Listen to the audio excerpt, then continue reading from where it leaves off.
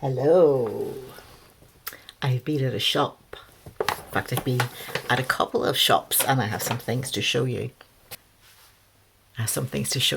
Purchases for framed in September. One of the things I find when I come back from the town is the relief of putting on the kettle and making myself a little cup of coffee and not feeling like I'm paying through the nose for it. Oh. And it's nice to have this company to show you the things I bought, and more importantly, the exhibition of books that I saw that were very exciting and that I didn't buy, but you might be tempted to. So if you're in the mood to be shown a lot of fantastic books to do with art, settle back with your own little cup or whatever and let's have a look. So I happened to have a camera person with me today, which was very exciting because then it meant I was free to have both hands to open up great big heavy art books and have a good look, maybe hold them up to the camera to show you and be able to do that. So it was a lovely day. We went into town and arrived at Princess Street, and the whole place has got a little bit more civilised since the festival, which was in August, which is when the entire creative universe comes to Edinburgh. And it's lovely, but it is a bit like the circus coming to town, only like 100 circuses in town at the same time. And if you stand still, you'll have a poster plastered over you announcing that there's going to be a performance shortly. It's like that in town. But anyway, let's go into Waterstones. And the first thing, of course, you meet is the size of the establishment, the amount of books. Then you begin to realise this is only the ground floor. There's a basement, which is the reference, which of course I couldn't resist going to afterwards. And then you've got other floors which are to do with children's books, and then there's the art books and there's literature books as well. So you've got several floors to choose from, and they have these beautiful tables laid out. And the very first thing is you come to this big old staircase, which is really quite charming in a way. And then when I went up to the first floor, I was really surprised to see this new sign, this whole new branch of genre and fiction, romantasy. I hadn't heard of that before. Maybe you all have. Maybe that's the kind of books you like to read, but it took me by surprise. And coming up to the art section, I mean, it is just a delight. There are so many books to see. There's stands, there's displays, and I warn you now, I'm going to make a beeline for the books that catch my eye. But you're probably going to be sitting looking at the screen, screaming, "Oh, look, no, look at that, look at that, look at that." And I will pass by the very things that probably interest you. So I'm sorry about that if I do. But this is the joy of a bricks and mortar store. Now, I love this book because it looked like it had been written on the cover, the side, Jean-Michel Basquiat. And I like that little personal touch. But here I am in my sense of heaven. Other people can look at the books and be quite sort of cool and soigné, whereas I'm immediately getting them into my hands, looking at them, opening them, putting them back, going for something else, utterly engrossed in the books. This is my hunting pattern. I would love that Sonia Delaunay book that you can see top row of the stand. I think it was something like about £60. But as you know, there was a major retrospective of her recently, and that would be phenomenal to see. Here's a little look along what are labelled as art books. See what you see. I'm seeing Chihuly with top left, I hadn't seen before. The Wonderful Glassworks. Ellsworth Carley in the middle. Didn't even spend time with him. Matisse in the 1930s at the top left did get my attention later. There's Monet, there's William Morris. And I'm around looking at, what am I looking at here? Oh yes. The guy who sort of draws a squeegee across his paintings. Of course, a bright spine is going to always grab my attention. Get a bit of attention from me. As you can see behind me, there's a few shelves of Van Gogh, who is very famous at the moment, I guess, with all the exhibitions and so forth. Something humorous. Heath Robinson, Britain at Play. I love his drawings. There's a kind of madness in which they sort of work in a scientific principle, but they're slightly crazy. They just make me smile. Oh, is this the person who did like all the invention books? Yeah. Oh, okay. Now I've just gone for Bridget Riley. These are her stripes. This book actually opens out. I mean, what more could you ask for? And there was a retrospective of her in the National RSA, in the RSA, about a year or so ago, and we were warned that they could make you start to feel queasy when you were going round, because a lot of them, they're optical almost illusions, the way the colours are and the distances between things. And sure enough, you do start to feel a bit, they're startling, just absolutely brilliant. This book I had a wee look at, and then my cameraman told me that I had to. Actually, could you like sort of pull it off the shelves and do that again? Because I'm getting a lot of shots of you like looking at books and putting them back rather than like pulling them out. Okay, fair enough. Keith Tyson's Relations and Variations, Towns and Hudson.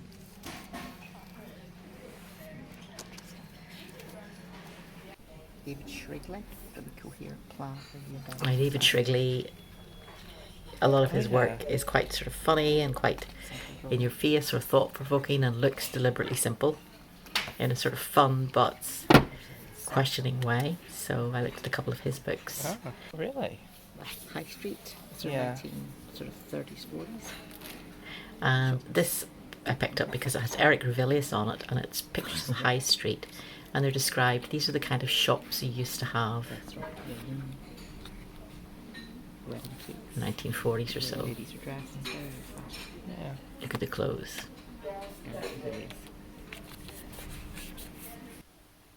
Louise Nevelson, I love, but this, unfortunately, I mean, it is quite expensive, but it's boxed and wrapped, so you can't see things, and I didn't have the nerve to rip off the wrapping paper knowing that I wasn't going to be buying it.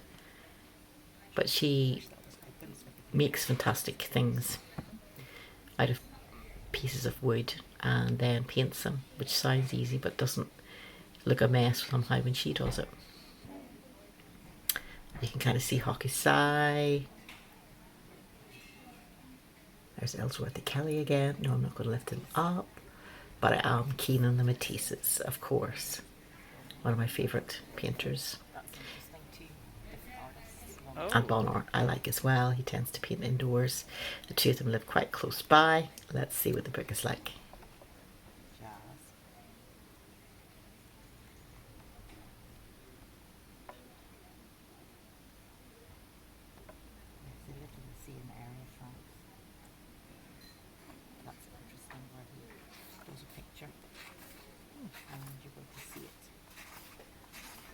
And Blue Nude, of course, is very famous, and this shows you the progression of the painter working through the idea and slightly changing and tilting the body to reach the final layout. And a fly was attracted somehow by all this art. So that's starting in May 1935 and finishing in October 1935.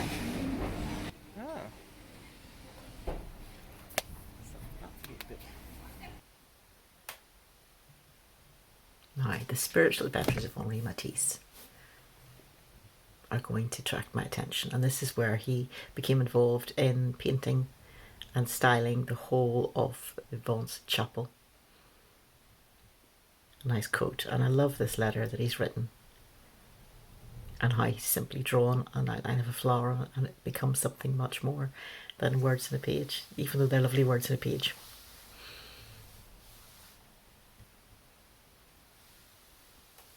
So after this, my cameraman and I sat down to grab a quick coffee, and here is a few pictures just to show you the length of the art and what was there available. You can see we've got crafts is a whole nook. Then we move along to fashion, photography. Photography is very generous. section. Beyond that, we get into the art books themselves. And at the very end, there's design. So here's some things in the knitting section that caught my eye. The Wild Textiles books, you have to actually feel it. It's about, as you can see, it's all about textures and natural materials and so forth. And they took that onto the front of the book and made it very smooth and velvety. Lots of books about wardrobes, how to wear clothes. The Bloomsbury look. This is kind of funny actually, because the previous book is published by Bloomsbury, and then this is a Bloomsbury look. How to Wear Everything by Kay Barron. I keep coming across that. It's how to wear clothes as a woman. Then there's books on Dress Like a Parisienne. I actually took here's a picture of the whole of a shelf to let you see a little bit more of what is on offer. And this book, How Could I Resist? Yves Saint Laurent and art. I love, love, love this colour. It's incredibly simple design, but it really has pizzazz. Published Thames and Hudson. And this book, Chess Players. Who knew? From Charlie Chaplin. Okay. To Wu Tang Clan. Apollo, remastered. These are photographs from the original Apollo mission, and they have used technology to enhance them and bring back the colour and the sense of what the event was actually like. So that's a very large book. But if you're interested in space travel, that is an astonishing subject. And bookstores, here we are. Have to have a picture of a book about bookstores, which of course is the interesting art to us. I'm an artist, Spiden. Yes, I would like to own this. No, it's not cheap. But fabulous. And two books that were together, and I thought were aptly so. Also because Vanessa Bell, of course, is the sister of Virginia Woolf, and they were very close. One is a leading artist, one is a leading writer. All their lives they were close, and so if you're interested in Virginia Woolf, even I get their names mixed up. If you get interested in Virginia Woolf, then sooner or later you really probably will be looking at Vanessa Bell, and alongside Clive Bell, modernism. Her husband, who was key in the arts, in the visual arts as a critic, and basically financed the house in Charleston, and what the circle that functioned there. British women artists from suffrage to the 60s. Carolyn Trant, again, note, bottom left hand corner, Thames and Hudson, great publisher for art books and history. Keith Fassett in the studio, behind the scenes, with a master colourist, which he is.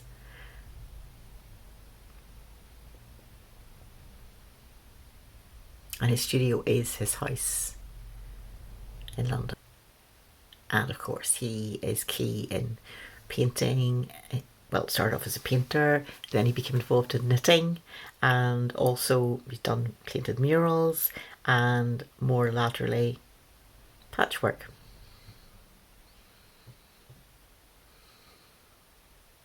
A little photograph showing the titles of the books. The idea of the spread of each of these little nooks or along the wall. This is architecture, interior design that I've moved along to.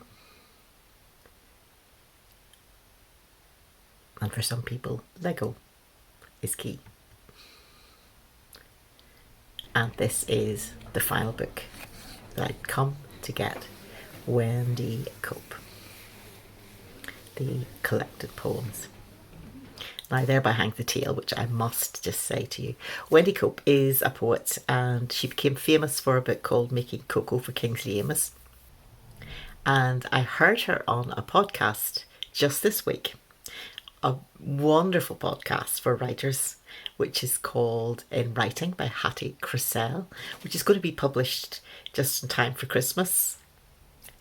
And she spoke to a lot of people all through lockdown. She's a journalist herself, but she interviewed people in their homes, and you really get that sense that there's a relaxed talk. There's probably cups of coffee and biscuits just to one side, and it's not forced conversation, it's relaxed. No one's trying to be impressive. It's just, what is it like to write? How did you start? What works for you? Totally engrossing for a writer. And if you listen to it and don't want to go away and write, that's quite strange. So anyway, I heard Wendy Cope. She just sounded wonderful and relaxed, down to earth, thoughtful. Totally recommend listening to the podcast. I mean, if you want an intelligent conversation, to be in with an intelligent conversation, well worth hearing. And then she said that her collected poems were coming out, I think it was mentioned. And I thought, oh, I'll just go and look online and just see. So I went and looked online, and I was looking on the 14th of September. Tap, tap, tap, tap, tap. The collected poems. Ah, right, okay, lovely. When is it published? 12th of September. And my brain was kind of looking at the date and going, oh, this is almost the date I'm on. It was, and so I thought, oh, it's just been published. And I thought, I really want now to get it in my hand. So that was really the purpose in going to Waterstones today. And I'm glad to say I did succeed. And so you'll be hearing more about it on poetry videos. But I don't usually get books when they're just freshly published, so it's really exciting. Let it be said in my favour that I resisted the charm and attractions of a whole range of P.G. Wodehouse books. Well done, Heather. Next, but on to Fopp. Fopp has got a logo which is kind of like an orange splash, an FOPP, straight to downstairs and into the section. And one of the things that caught my eye was early cinema, primitives and pioneers. Let's go through the ones that I saw, and then we'll see which ones I actually purchased. I'm going to buy 3, so see if you can guess which ones this are going to be. Dior and I has been recommended by an artist friend who says every time she watches it, she becomes enthused and creative. And La Belle et la Bête, the Beauty and the Beast by Jean Cocteau. A long time ago, made just after the war when there was very few resources. I really like the documentary section at Fopp, and there's so many good productions being made at the moment. One of the ones I particularly like is Dogwoof, for example. This video, I Am Not Your Negro, is about James Baldwin. Fantastic. I've seen it on TV. Then this is a classic interview with Hitchcock by a very admiring French director called Truffaut. London Symphony, A Poetic Journey Through the Life of the City. There was a fad around the 1930s or so to do a symphony of a city where you would show the city during a day and the different groups of people and moving around and what it was like, which of course are amazingly historical now to look at what was every day back then. Kusama, Artist, Infinity, The Life and Art of Yayoi Kusama, who likes to have dots on everything. Pina, which is a film by Wim Wenders about a well-known choreographer. Peggy Guggenheim, Art Addict, the woman who helped bring about together the collections and displays of lots of modern art. Mary Quant, fashion designer in the 1960s, famous for the miniskirt. And here's a Dogwoof one about Studio 54. So many documentaries now collecting the ephemera of performance and places that are long gone. And yet we can experience a bit about them and discover more. for example, jazz on a summer's day, performances with a group of big names, Louis Armstrong, Thelonious Monk, so on. And we can be present by watching the video. PJ Harvey in A Dog Called Money, where she talks about her creative process and she's filmed. One for the fans. Sisters with Transistors, early electronic music's unsung heroines. And narrated by Laurie Anderson. So you kind of had me at that name, Laurie Anderson. Looking back, a big, generous department basement store, and there's a Jean Cocteau poster in the top left, which you will notice or might not notice, but I certainly did. And also their books, I must say. There's obviously a lot of books here on music and DJs and so forth, but downstairs there's a wide range of Penguin contemporary fiction, and it's 2 for £7. That's the standard, 2 for £7, which is very reasonable. So if you're looking for books, check out Fopp, F-O-P-P. They tend to be in large cities in the UK. And after all of that, I went to a dark building outside, which is fabulous inside. St John's Episcopal Church is on the corner of Princess Street and Lothian Road, two very key thoroughfares in Edinburgh. And I've said to people outside who are tourists, please go in. It's beautiful inside. It's so light, and the colours of the stained glass, and I've been looked at with incredulity. But when you go in, this is what it's like.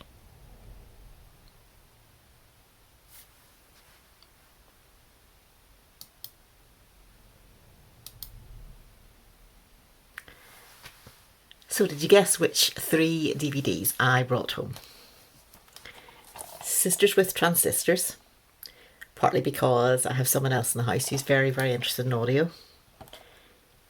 And secondly, La Belle et la Bête, because it's made by Jean Cocteau and it's a fabulous film.